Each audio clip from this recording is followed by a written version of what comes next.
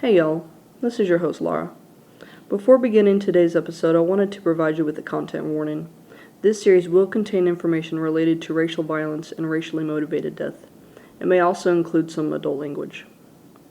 Hello and welcome to Homegrown KC, a podcast dedicated to exploring Kansas City's fascinating history and sharing stories from its rich past. I'm your host Laura. Join me today as we explore a piece of Kansas City's history.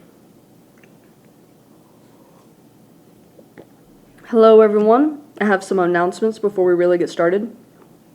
If you have been with me for the last few episodes, you've heard this before, but bear with me.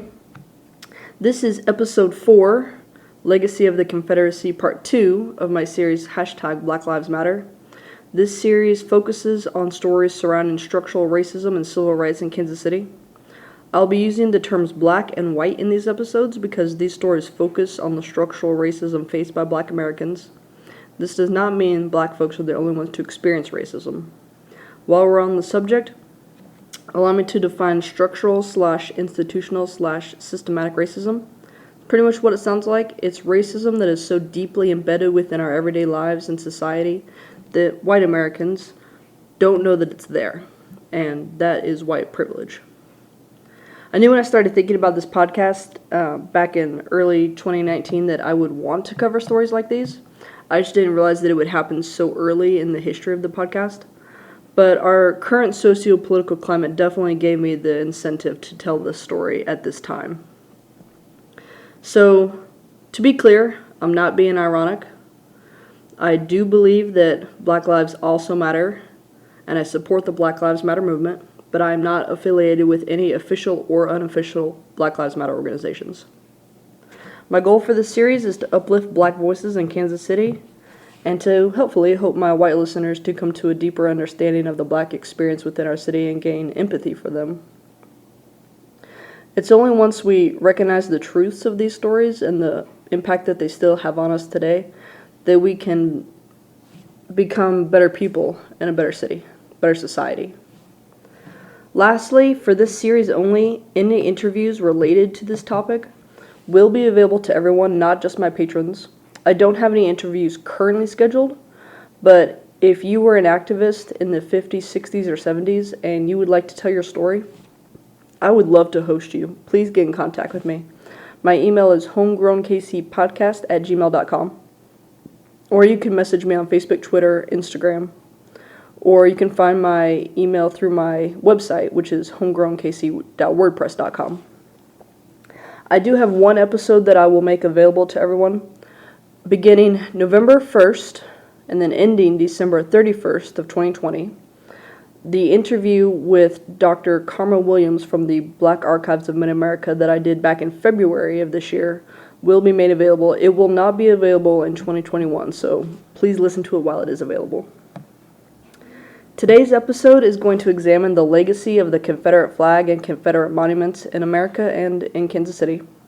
I'll start with the creation of the Confederate flag and monuments across the nation before zeroing in on examples specific to Kansas City. For those of you who support the Confederate flag and think the removal and or destruction of Confederate monuments is, quote, erasing history, this segment's probably going to piss you off. Bye, Felicia. Don't let the door hit your ass on the way out. So, growing up, I used to hear a lot of people argue that the Civil War wasn't fought over slavery, but over states' rights. I don't really hear that argument anymore, but, I was thinking over it, and I was like, yeah, it was the states' rights, the right to own other humans as slaves. Quote, no bill of attainder, ex post facto law, or law denying or impairing the right of property in Negro slaves shall be passed, end quote. That's directly from the Constitution of the Confederacy. So, instead of hearing states' rights, I hear a lot of people say the flag is heritage, or a cultural symbol, or just outright denial that it's racist in any way. And so, my question to you is, sure, it's your heritage, but heritage of what? And the simple answer is white supremacy and racism. The Confederate battle flag was created by the leaders of the Confederate States of America. These states were once a part of the Union, and after the Civil War they rejoined the Union. But after they seceded, they became their own nation. They had a president, Jefferson Davis. They had a VP, Alexander Hamilton Stephenson's. They had cabinet members. They wrote their own constitution, which I've already quoted from, and I'll have a link to that on the website. They had their own army. They even printed their own damn money. I'll try to find an image of that on Pinterest or somewhere online and post it to website and Pinterest. And more than the others, printing your own money is a huge sign of sovereignty. So, yeah, they were a separate sovereign nation. They weren't a successful one, obviously, and thank God. But they were no longer members of the U.S. So to say that the Confederate flag is maybe not the, but an American flag is not true. I also have to wonder why people argue that those who fought on the side of the Confederacy are still an American veteran, and then they should receive the same honors as an American veteran. You know, average Joe farmer trying to feed his family that gets conscripted, he may or may not have believed in and supported the causes of the Confederacy. But the Confederate leaders, by their own words and deeds, were racists, white supremacists, and killers. So why is it okay to have a symbol of their beliefs up everywhere as though it was something good that we should be proud of? The history and theory of memory and memorization is fascinating and immense. I can't get into such a deep subject today, maybe someday. But on the surface, memorialization is pretty simple to understand, right? Something really bad happened, like the attack on the World Trade Centers or the shooting at Sandy Hook, and we want to honor these victims. Or something really good happened, like we won the Battle of Waterloo, and we want to celebrate this win. Or even something like, this person was utterly fantastic, and they created this marvelous thing, and we want to honor them, right?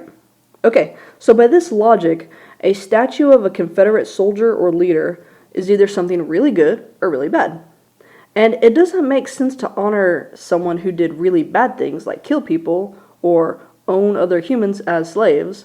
So a Confederate monument must be something that's really good. Does everybody follow this logic?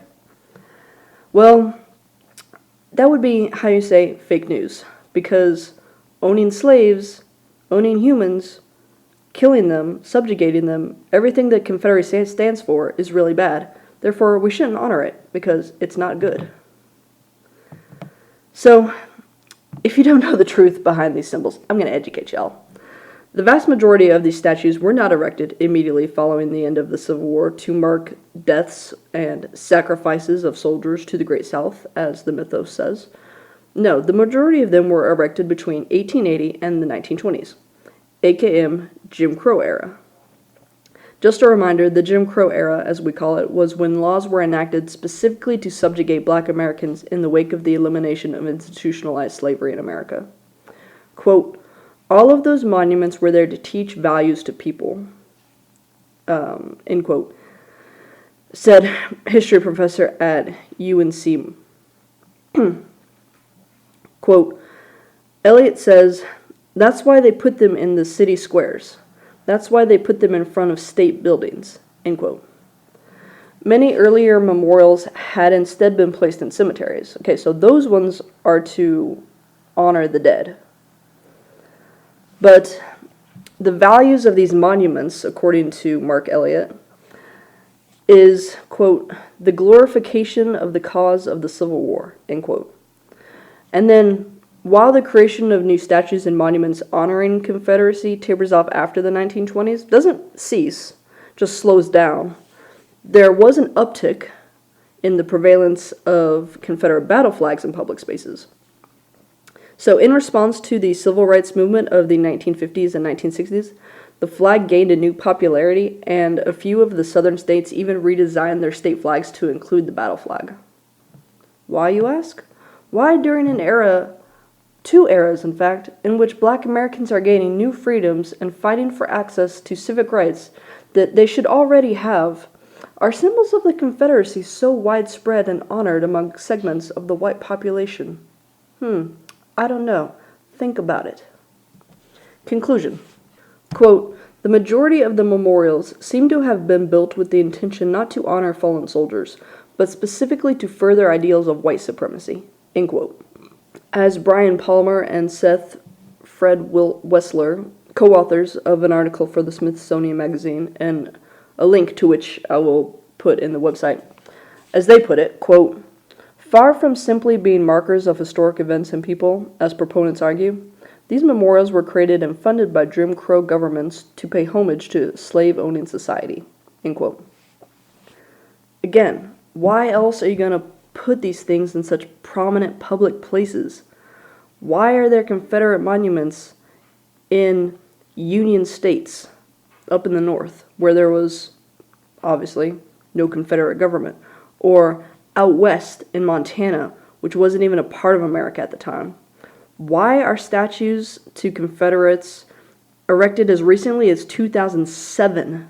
Yeah, it's called Iowa's Confederate General, and it was erected in 2007 in Bentonsport, Iowa, by the Sons of Confederacy Veterans, the Military Order of the Stars and Bars, and the Dowd Stone Incorporated. Once more for those in the back, the answer is white supremacism and racism. Today, the battle flag is a favorite among multiple white supremacist hate groups, including the KKK, neo-Nazis, the Neo-Confederacy, the Nationalist Socialist Movement, and many, many others. I've heard Confederate symbols, especially the battle flag, compared to the Nazis constantly, and 100% an accurate comparison. The swastika and other Nazi symbols are and have been since the end of World War II illegal in Germany, and I don't understand why it's not the same here in America. It really should be. The battle flag, at the very least, should be illegal and banned in every state and territory in the United States of America. So, there's this new term being thrown about in our society today. I'm sure you've all heard it. It's called cancel culture. And it's portrayed by many people as a bad thing. But it's not. The idea behind cancel culture is that you did this thing that we as a society agree, and I guess a large part of the issue is that we can't seem to agree. But you did something that we agree is bad, like you beat your wife, or you sexually assaulted someone, or, this is just a weird idea I'm going to throw out there, you're a white supremacist. And then we, the rest of society, we call you out on your bullshit and your misdeeds. And, if you committed a crime, hopefully you go to jail for it. But either way, you are ostracized. You're outcast. Back when we all learned that what's-his-name dickhead in 2008 was beating his girlfriend Rihanna, about half of y'all stopped being his fan, and the other half said something like, oh, I don't support him as a person after this, but I still really like his music. If you still like his music and you buy his music, then you are supporting him as a person. Okay? Applicable to all areas of misdeeds here. So, while it can be used for anything, I currently see most white folks claiming that the removal of Confederate symbols is cancel culture and erasing history, erasing culture. Listen here, Karen. There are so many books and museums dedicated to the American Civil War, not to mention the whole of the internet. There is 100%, absolutely zero, never ever going to happen chance that history will be erased and that we won't know why the Civil War was fought. Have you caught on yet that the answer to that would be slavery? The answer to that is slavery. Alright, it's time to focus on specific examples of white supremacy here in Kansas City. There has been a push this last summer to change the name of the J.C. Nichols Fountain and the J.C. Nichols Parkway down by the Country Club Plaza. They were named after Jesse Clyde Nichols, a real estate developer in Kansas City in the 1920s and 30s. He's responsible for the design and creation of the Country Club Plaza, which is a beautiful outdoor shopping center and something I believe that Kansas Cityans are quite proud of. He also developed several other neighborhoods in the Kansas City area. So it makes sense that this is named after him, right? But the man behind the plaza has a very problematic personal history. Dude was a racist and an anti-Semite. If you don't know what that means, anti-Semite means you're a racist against a Jewish person. And he used redlining, which we talked about in episode 1, to ensure that neighborhoods he designed, quote, remained racially and socioeconomically homogeneous, end quote. So, like all these other many historical figures whose achievements and legacy contain elements of exploitation and or ostracism of others through acts of intimidation, hate, slavery, societal fears and beliefs, or just business practices, his is a legacy that has been seldom acknowledged, at least publicly. Various groups have pushed for the fountain and the street to be renamed. This summer is not the first effort. It's been going on for at least 3 years that I know of, but I'm sure it's been much longer than that. But at the end of June, the Parks and Rec Board finally, unanimously voted to remove his name from the fountain. But they also agreed to change the name of the street back to Mill Creek Parkway. The name of the street was changed to honor Nichols in 1952. I haven't heard yet what they're going to change the name of the fountain to, but I have heard it suggested that it be named after MLK, especially after Paseo was changed to MLK Boulevard, but then changed back to Paseo like less than a year later. It's really fast turnaround there. But that's a separate issue that we're not going to get into now. The fountain itself has an interesting history of its own. I think it'd be cool if the name was changed to something that, if not the very first name, is something related to it. Once again, I bet many of you don't know this, or maybe you do. Kansas City used to have a Confederate statue. It was removed from its location in 2017. Missouri, of course, joined the Confederacy in 1861, but as we saw earlier, admittance to the Confederacy has no bearing on the existence or lack of Confederate monuments in that particular state. Anyway, I'm not really sure where the statue ended up once it was removed, but I'll get to that in a minute. It wasn't elaborate. I think I drove past it a lot, actually, while it was still standing, and just didn't realize it. It was a 9-foot-tall block of limestone with the Confederate flag and the Union flag carved into it. The Daughters of the Confederacy had it erected in 1934 near the entrance to the Country Club Plaza. Let me think. That's another connection there. ... So I'm thinking it was in or near the fountain in Mills Creek Park if it's at the entrance to the plaza. But it was removed from that location and placed in Ward Parkway near 55th in 1958. And there it remained until its removal by the Parks and Rec Board. The article I read made it sound like it was only removed because it had been vandalized with graffiti in August of 2017, right after the alt-right, aka Nazi, rally and march in Charlottesville that same month. Apparently, the United Daughters of the Confederacy were concerned for its safety and asked that it be removed and placed in a secure storage space. So, for those who are interested, I found a map of the Southern Poverty Law Center, a nonprofit dedicated to racial justice. It shows every monument, plaque, and statue dedicated to the Confederacy. I will have a link to that on the website, and also links to a few articles that talk about this particular monument. Now, some of y'all aren't going to like hearing this, but even our beloved Kansas City Chiefs have a problematic history containing multiple elements of racism. So if you've listened to my episode on the history of the Chiefs from Series 1, then you know that the team was not named after the Native Americans, but it was named after Mayor Bartle, aka the Chief, who convinced Lamar Hunt to bring the team to Kansas City. But many of the symbols and, I hate to call them traditions, but I'm not sure what else to call them, are cultural appropriations and perversions of Native American traditions.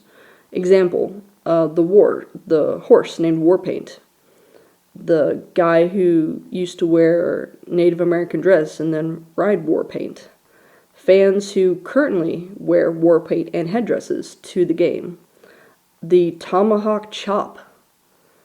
Y'all might not have ever realized it before, or you might have read articles about this debate because it's been big news in Kansas City for a few years now. And These things might all be memorable and favorite memories from your childhood, but they are racist in nature. There's no denying it. If you take a piece of someone's sacred culture, example, the headdress, it's my understanding that the Plains nations used headdresses in ceremonial and religious ceremonies. If that's not the case, I apologize. I don't know a ton about Native American history yet. And if I am incorrect, please let me know. But it's my understanding that it's used for religious purposes. So to use that for something that's, let's be honest, as frivolous as dressing up for a football game, it's incredibly demeaning and insulting and colonial and racist. All right, woo, that was a lot. I feel like I really zoomed through because I'm rather passionate about these topics. So that is the end of today's episode. Thank you for sticking with me through this episode, through this whole series. I hope that you've come out of it with a greater understanding of our city and our nation and the issues we face. Hope you have a greater compassion and empathy for your fellow human beings. If not, I hope these episodes at least made you stop and think a little bit. Coming up next is nothing. I'll be taking a break for the rest of 2020, but I will see you again in 2021 with some less traumatic history, hopefully. And, actually, this episode, especially the last episode, are sort of leaving a bad taste in my mouth. I don't want to end the year on this note, so I think I'm going to find something to research and give you at least a short episode in December as a kind of palate cleanser. I know that I'm still behind on the website. I am going to get that caught up, and I'm going to try to have some more Patreon episodes for y'all. Newest Patreon episode was an interview with a paranormal investigator. Pretty cool. Probably going to have her back on the show sometime. Check it out. Sources: Griffin's Racism in Kansas City, A Short History. Articles by kcur.org. Additional sources if you want to learn more about institutional racism in America. There is a short video on YouTube that's a good explanation. I'll include that. Read White Fragility by Robin DiAngelo, and read the articles of the 1619 Project by the New York Times. It's a series of well-written and interesting articles about different aspects of contemporary American life that have their roots in slavery and its aftermath, aka structural racism. You do have to create an account to read them, and it will ask you to buy a subscription, but just say no and stick with the free version. Then you can access all of those articles. One last thing I want to throw out there because it's so timely. This project has come under fire recently from multiple sources, most prominently from President Trump. In fact, as I was writing this episode, he declared that he would form a commission to promote, quote, patriotic education. He has since signed an executive order to create this commission. I did read this entire document word for word, and wow. Paraphrasing here, but it starts off with something like, "We believe that all people, men and women, black and white, are created equal, and we reject discrimination in every form. But we also reject the notion that white supremacy and racism exist within our great society." And it just goes on in that same vein throughout the document, so it just goes on in that same manner throughout the whole thing, saying everyone should be treated equal, but there's no such thing as racism or white supremacy, and those who say that there is are radicals and they hate America. It's typical Trumpian rhetoric. I tell you what, I will actually post a link to this document on my webpage, and rather than attempting to continue to convince you that yes, white supremacy and racism are very, very real, and that Trump's continued denial of such is not only incredibly idiotic, but also incredibly dangerous to our entire society, black and white, I will simply ask that if you know of any other books or documents to help white Americans understand structural racism in America, please send me a message. Make sure to follow me on Facebook, Instagram, Pinterest, and Twitter. I am Homegrown KC on all of these platforms. You can visit my website for additional information and articles.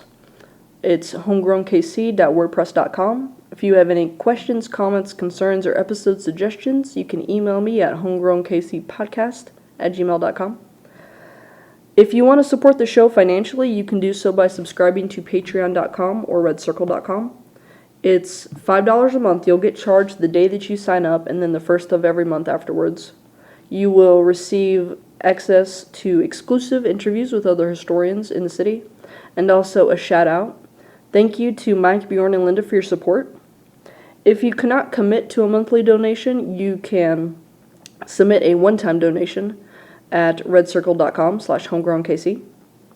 Thanks goes out to my very talented sister-in-law, Sarah McCombs, who created my logo, to the Dear Misses for the use of their song Kansas City as the intro and outro music of the show, to local libraries, without whom I would not be able to research these episodes, and a very special thank you to my friend Takia and fellow historian Josh for being my readers on these episodes. Be kind to one another, be safe, wear a mask, and trust science. Thank you for listening. Bye.